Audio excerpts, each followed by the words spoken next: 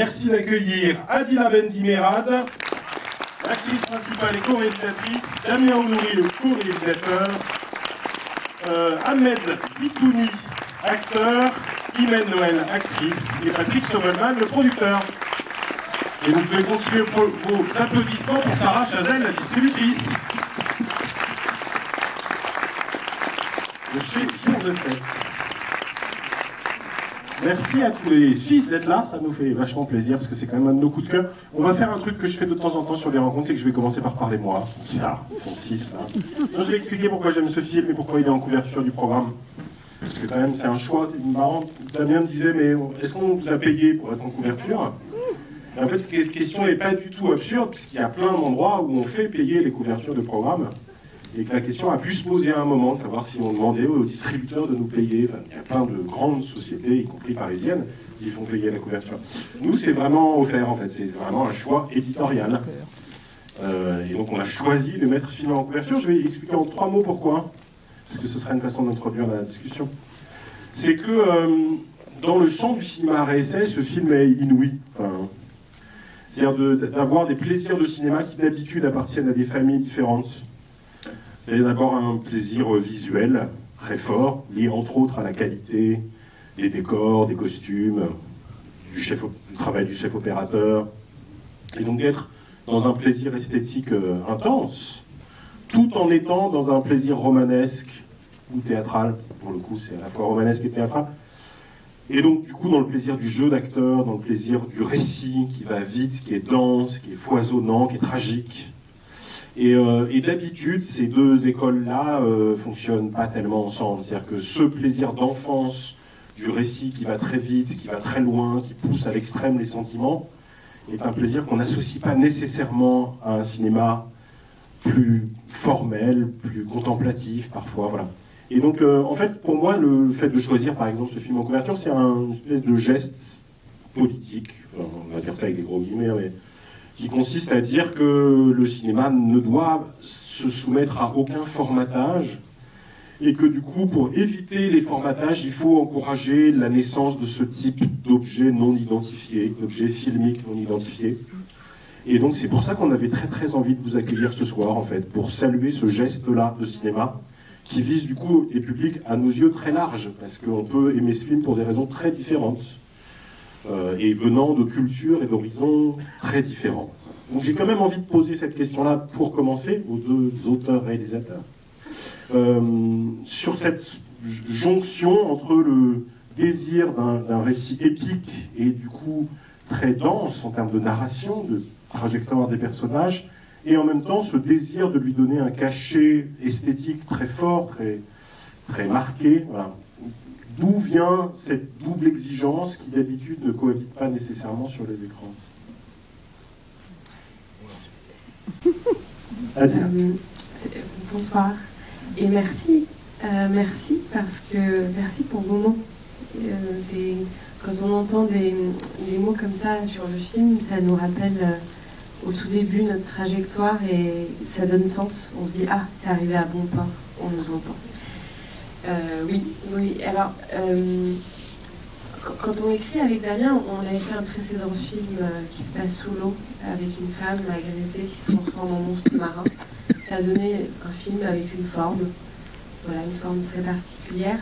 Mais au moment où on choisit un sujet ou une histoire et qu'on commence à l'explorer, on n'aime pas trop prévoir la forme. On essaye de préserver cette liberté et on essaye d'être franchement libre. On essaye, c'est pas évident parce que on a aussi peur de comment rendre lisible, communicable. Sauf que là, il s'est passé qu'on s'est attaqué très naïvement avec un plaisir enfantin de se dire Alger, 16e siècle, ce personnage, ah, mais ça serait quand même super cool, on n'a jamais vu ça. Et puis, vraiment, on n'a jamais vu ça. Et c'est pas normal, il y a un trou noir. Alger, mais pourquoi on n'a pas accès à cette histoire? Et là a commencé un long voyage qu'on n'avait pas prévu. Et en faisant vivre Alger qui avait disparu, qui avait été effacé par l'histoire, par le colonialisme, mais aussi par aujourd'hui la négligence qu'on a en essayant de retrouver cette pièce manquante du puzzle, on a enclenché un voyage qui nous a surpris. Et de plus en plus, on voulait aller dans ce détail pour faire apparaître ce qui avait disparu. Que ce soit quand on nous disait « bon, allez tourner dans des studios, ça sera plus simple ». Non, non, on est devenu de plus en plus obsédés d'aller dans les vrais murs, le peu qui reste, les ramasser un peu partout comme un puzzle et faire ressurgir cet Alger. On est allé très loin aussi dans les détails des costumes parce que jamais nos costumes, dans la façon dont on nous représente dans le cinéma américain ou autre, c'est un peu entre le Maroc jusqu'à l'Iran, c'est un peu la... Et donc on s'est dit, en fait, ce détail, cette précision, elle est très importante. C'est un enjeu aussi esthétique et politique, pour le coup. Damien, tu veux compléter? C'est dur de prendre la suite. C'est compliqué de prendre du recul sur notre geste. Je commence à le prendre puisque le film, on l'a fini il y a quelques mois. Et maintenant, il y a des choses qui m'apparaissent. Surtout que là, on a envie de développer 2 projets en parallèle et où chacun va quand même être plus sur les rails. On a un peu ce côté, cet univers baroque quand on est ensemble. Moi, j'aime bien mélanger les formes, les genres même dans un film. Et j'ai toujours été très admiratif des cinéastes qui le font, comme Bong Joon-ho, le coréen, qui fait ça quand même assez à merveille. Et il y a quelques cinéastes comme ça, et c'est vrai que ce film qu'on avait fait avant, La Femme et Dieu, Skin Deal, qui est un film un peu accidentel, qui est entre l'idée et le tournage et Cannes il y a moins d'1 an, ça nous avait un peu... Personne, on l'a autoproduit localement, mais ça parlait d'une femme qui se fait agresser, qui devient un monstre marin et qui se venge. On aurait dit Edu Edo en scénario. Personne n'aurait financé ça, encore plus en Europe, encore moins en Europe, pardon. Et quelque part, ça nous a libérés en disant, bon, parce qu'on avait du mal à faire financer nos films, et là, regardez-nous, en fait, nous, c'est ça. Et finalement, le film a été à Cannes, et ça nous a, plus tard, ça nous a permis de rencontrer Patrick, et même ta collègue, Muriel, disait, ah non, mais Damien a dit là, c'est bon, c'est nos... Ils font leur truc, ils ont leur style, on les suit les yeux fermés. Et d'ailleurs, merci pour cette confiance et cette liberté. Et c'est vrai qu'Alila vient quand même, elle a l'art de conter, c'est une conteuse. Il y a ce côté dans la culture algérienne aussi, de l'oralité. Le côté thème, tu viens quand même de Peter Brook, de ce truc théâtral très ancré. Moi, par mon parcours, il y a un truc plus cinéphile, mais aussi cinéma de genre. Et c'est vrai que le début du film, notamment, on parlait tout à l'heure, ça mélange bien un peu nos 2 univers. Et finalement, ils cohabitent sans tour de force, j'ai envie de dire. Et après, sur le formalisme, c'est vrai que moi, j'ai peut-être ce côté-là, ouais, de pousser beaucoup les détails formels, travailler l'image, le son de design, de pousser tout ça. Et je dirais qu'il y a 2 étapes dans ce travail. Il y a tout en préparation, on va travailler la direction artistique, et qui fait que quand on arrive au plateau, la coquille, le monde, il est déjà créé.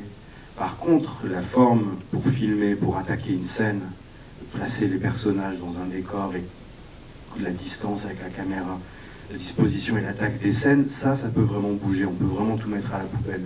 Même si sur ce film, pour la première fois, on l'a storyboardé, parce que, on en a parlé tout à l'heure, l'histoire de Covid, on était financièrement sur de très gros risques, déjà de grosses pertes. Donc ce temps de Covid, on l'a mis à profit pour millimétrer au maximum et avoir ce plaisir de création au plateau et aussi de pouvoir gérer les imprévus normaux. Mais, à titre d'exemple, une des premières scènes du film, cette dispute entre le roi et la reine, c'est une scène que je voulais plus installée avec les travelling, etc. Et je comptais faire le film beaucoup plus à l'épaule ou au Steadicam, donc à un côté peut-être plus moderne, en tout cas qui semblerait plus contemporain. Et quand je filme ça, je trouve ça beau, je me dis, mais en fait, on est tellement plus précis. Ça me fatigue, en fait, filmer à l'épaule, j'ai déjà beaucoup fait, mais des fois, un mec se prépare un café, c'est filmé à l'épaule, on dirait qu'il y a une tension incroyable, alors il se fait juste un café. Et je me suis dit, non, là, on est quand même super précis. Et pendant le Covid aussi, j'ai profité pour revoir des films, j'ai revu du Fassbinder, et il y avait des choses, j'ai oublié le titre, mais juste avec un rail de travelling et bon, il avait du zoom, moi pas trop, mais comment il pouvait être précis dans sa mise en scène, la faire évoluer. Et finalement, le film est rentré dans un truc plus classique, plus installé. Et en même temps, c'était ça le genre, le défi. On s'est dit, avant, on a fait un film fantastique. Là, c'est un film d'époque, dans la tradition de la tragédie. On va l'acter avec et faire courir ce destin qui va mener les personnages que vous avez vus. Et qui, en tout cas, et après, bon, j'arrête de parler. Ah non, t'es là pour ça, tu sais. Bon, je repose quand même une deuxième question pour vous deux, et puis ensuite on fera tourner le pain. Non, juste pour savoir qui des deux a ramené ce sujet-là. Je crois que tu as un tout petit peu répondu tout à l'heure en fléchant vers Adil. Et donc on a attendu que tu sois là pour développer. Et du coup, dans quelle mesure ça vous intéressait? Et qu'est-ce qui était un peu connu de l'histoire, même si elle est plus ou moins avérée? Et qu'est-ce qui est entièrement inventé par vous, parmi les quelques jalons qui circulent dans les livres d'historiens? Bon, alors, on a fait beaucoup de recherches historiques, évidemment, et puis surtout, petit à petit, on se rendait compte qu'il n'y avait jamais eu de film algérien fait à cette époque. En fait, jamais de film algérien avant l'histoire coloniale.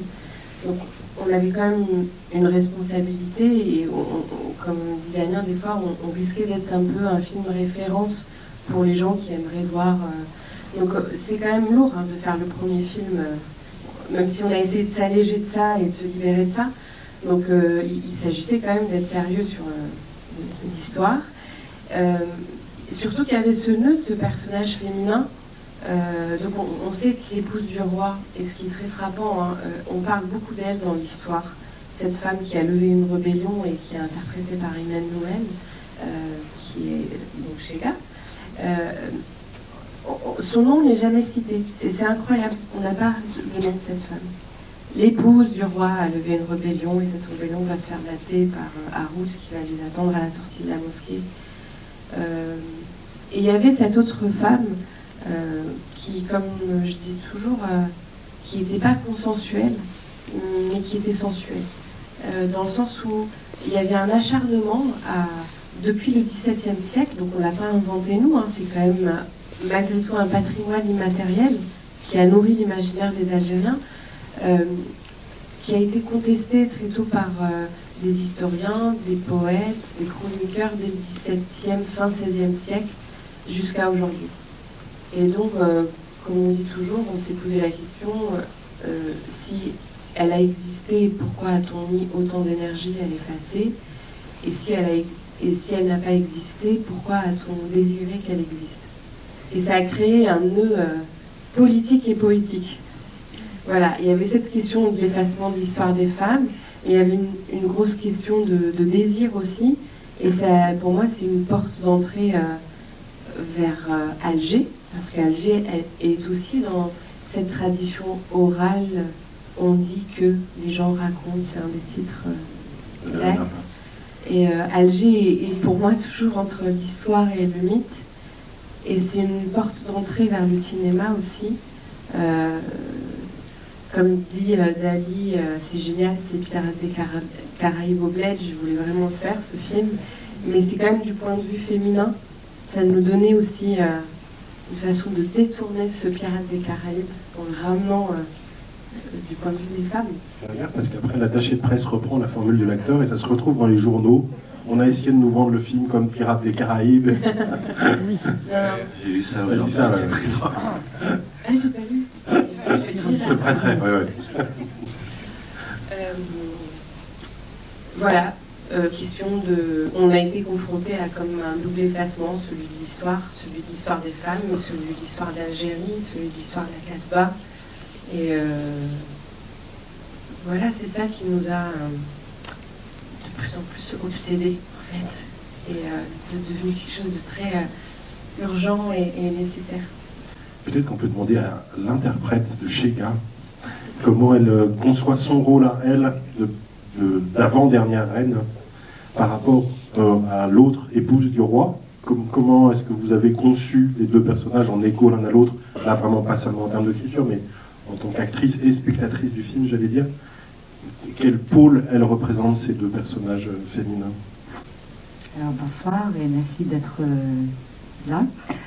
Quand Adila et Damien m'avaient parlé de ce film et de ce personnage, j'avais compris l'importance de faire ce film et de dire à travers ce film quel a été le rôle des femmes à travers l'histoire, des femmes qui ont été effacées alors qu'elles ont participé à écrire l'histoire et il était important pour nous et c'est aussi un peu notre rôle ou notre mission, nous en tant qu'artistes, d'accomplir cette mission ou c'est de raconter la vraie histoire à travers des personnages, à travers des faits historiques réels.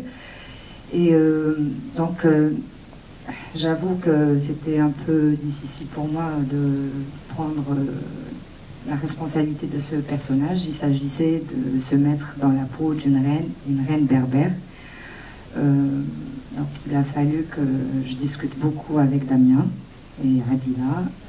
J'ai dû apprendre la langue amazigh, donc le berbère. Et puis nous avons répété beaucoup de fois des séquences avec nos costumes. Et qu'est-ce que je pourrais ajouter? Désolée, c'est la fin de journée, la fatigue. Donc, Il représente quoi ce personnage par rapport à l'autre reine? Alors, par rapport à d'autres reines algériennes. Reine. Ah, l'autre reine. Oui, d'accord. Au fait, oui, elle. Enfin, à la fin du film, on comprend, enfin, après la mort de Salim Toumé, on comprend que toutes les deux, elles étaient face à une réalité. Il fallait quand même rester forte et courageuse et prendre des décisions. Parce qu'il s'agissait de reprendre le trône, de reprendre Alger, le pouvoir sur Alger. Et sinon, la seule différence avant la mort de Salim, c'est que Chega était toujours impliquée dans la politique du pays, Alger. Elle soutenait son mari, elle était stratège, donc elle essayait d'être toujours derrière lui. Tandis que Zafira s'en foutait un peu. Ce qui l'intéressait, c'était de faire la fête. Mais voilà, il y a eu une prise de conscience quand même. Et ce que je trouve beau, c'est cette relation entre ces deux reines, contrairement à ce qu'on a l'habitude de voir dans les films historiques qui racontent les histoires de reines. Il n'y avait pas cette rivalité entre les deux femmes, bien au contraire. Il y avait la bienveillance. C'était comme des sœurs. Voilà. Et ce qui importait, la priorité, encore une fois, c'était Alger. Elle me le dit d'ailleurs, elle le dit à Zafira. C'est un peu... elle fait quand même prendre conscience à Zafira, elle lui fait prendre conscience de l'enjeu politique. Elle lui dit, il n'y a ni toi ni moi, il y a seul contre Alger. Et je crois qu'à ce moment-là, Zafira, elle va changer un peu. C'est une transmission un peu politique entre la première reine, enfin la première dame, c'est la première épouse, et la seconde. Alors seul compte Alger et Yaya, parce que quand même le gamin a un rôle très important, et il y a un salaud qui le tue. Ah, ben on a l'acteur. Peut-être Ahmed qui peut nous parler de ce personnage. C'est lui qui m'a dit. Et en plus, tu fais pas exprès. On voit bien que tu as pas maladroit. C'est ça. Donc, tu peux nous parler du personnage? Ah, le personnage. Parce qu'en plus, je sais que tu as une déclaration à faire que tu n'as pas pu faire dans la salle avant, donc je... Il a pris des claques. Hein. Il a pris des claques, c'est vrai? Dans la scène, quand à Rouge le claque, ouais. Dans la piscine. Ouais. C'est vrai, c'est vrai. Et ça, pour l'anecdote, je disais à Dali, il fait semblant, donc toutes les trois, tu lui en mets une vraie. Et qui fait que c'est celle que j'utilise au montage, bien sûr. Eh oui. Parce qu'il y a vraiment sa tête qui décale un peu. Alors, cette vie d'acteur, comment c'est? Donc, voilà, mon rôle c'était le bosniaque, c'était l'homme, enfin, c'est le bras droit de Harouj, comme vous avez pu le voir. Et ce personnage qui m'a été proposé par Adila et Damien à l'époque, je ne m'y attendais pas que vont me voir en tant que salaud, en tant que voyou, en tant que corsaire, en tant que quelqu'un qui vient pour tuer des gens et tout ça. Parce que tu es très sympa dans la vraie vie. Ouais. Et puis, c'était un vrai challenge de faire ce personnage. et d'entrer dans la peau du corsaire, ça s'appelle le bosniaque, c'est Bouchner, et d'apprendre une autre langue qui n'est pas vraiment... Enfin, je parlais algérien aussi, mais je parlais aussi corse, yougoslave. C'était un vrai mélange pour moi en tant qu'acteur, c'était un exercice très, très passionnant. Je ne dirais pas que c'était difficile, rien n'est difficile, c'était vraiment le travail qui m'a permis à parler et à découvrir un autre univers que d'habitude. Et puis aussi de dessiner un personnage, trouver une couleur, de comment jouer avec Damien et Adila, comment travailler ensemble dans les répétitions, dans les recherches, documentation, trouver où vraiment le bosniaque s'accroche, dans quel moment il doit vraiment montrer son visage et son jeu. Et quoi encore, qu'est-ce que je peux dire sur ce personnage? J'en ai marre de lui. Je suis amoureux de mon personnage.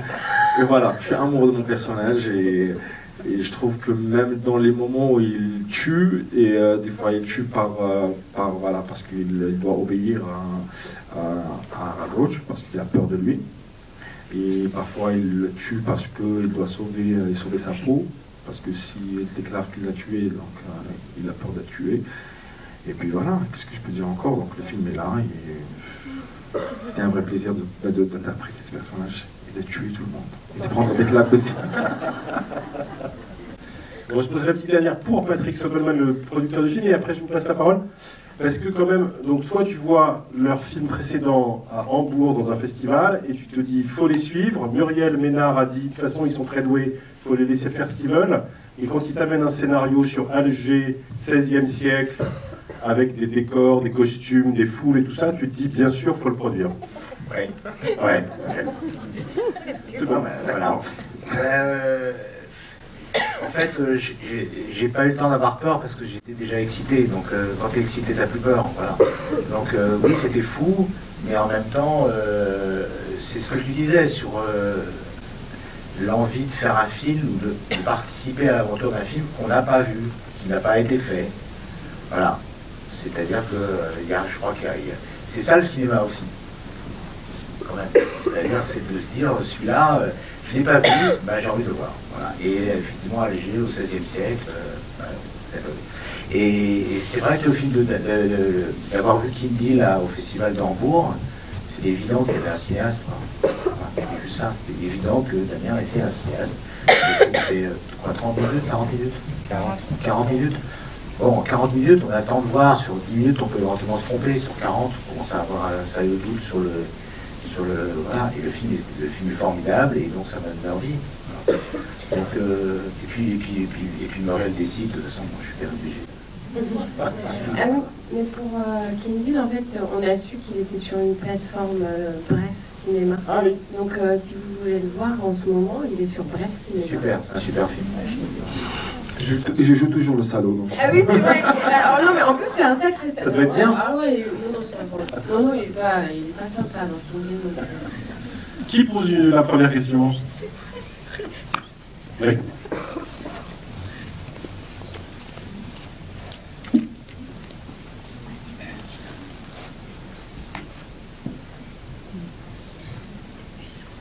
Bonsoir, merci beaucoup pour ce film en costume sur une sarde dont j'ignorais tout. J'ai une question sur les langues, puisque je ne parle pas du tout ni algérien, ni algérois, ni quoi que ce soit, mais vous avez cité à propos du bosniaque plusieurs langues, et du coup, je me demandais combien il y a de langues en fait dans ce film. 7. C'est vrai? C'est possible, 7 je pense. Effectivement, en écoutant le film, on sent à des moments qu'on a besoin de changer de langue, même si on ne comprend pas lesquelles c'est. Questo Giovano che un vero toro, l'effetto un figlio simul. C'est une des phrases des corsaires que j'ai appris par cœur. Mais il ne sait pas ce qu'il dit. Mais si, regardez-moi ce taureau, ce beau taureau. Ah non, mais la scène est coupée. Malheureusement. Bah, du coup, ma question, c'est un peu, c'est quoi ces 7 langues et qu'est-ce que ça dit en fait de la réalité de Alger à l'époque, tous ces peuples, ces gens venus partout qui se mélangent et comment est-ce que ces langues sont réparties et qui les portent? Ces gens, c'est nos ancêtres, c'est vrai. Il y a 2000 Scandinaves en 30 ans à cette période, hommes et femmes. Il y a aussi, c'est vrai que quand Harold arrive, il arriverait de la Grèce, mais il y a des Orientaux, il y a des Algériens parmi les corsaires d'Harold. C'est vrai que il y a beaucoup de gens des Balkans, des Maltais, des Corses, des Bosniaques, et ce sont encore des noms de famille en Algérie, donc c'est vraiment... et on a essayé de recréer cette langue des ports. Et très bizarrement, ça a été très facile pour les acteurs qui parlent algérien de switcher. En fait, notre grammaire et déjà notre façon de parler, on switch beaucoup de langue en langue. Et je me suis dit, c'est peut-être un exercice qu'on sait faire depuis cette époque, puisque les acteurs ont su tout de suite avec les langues étrangères, ce qui était moins naturel pour les acteurs qui ne parlaient que français. Et nous, on avait cette capacité à switcher très librement avec des mots étrangers qu'on intégrait dans les phrases de l'arabe algérien. Oui. C'est comme un exercice qu'on connaît. Et oui, donc à cette époque, voilà, Alger, c'était ça aussi. Et quand les corsaires arrivent, c'est tout ça qui arrive, c'est tout ce monde qui arrive.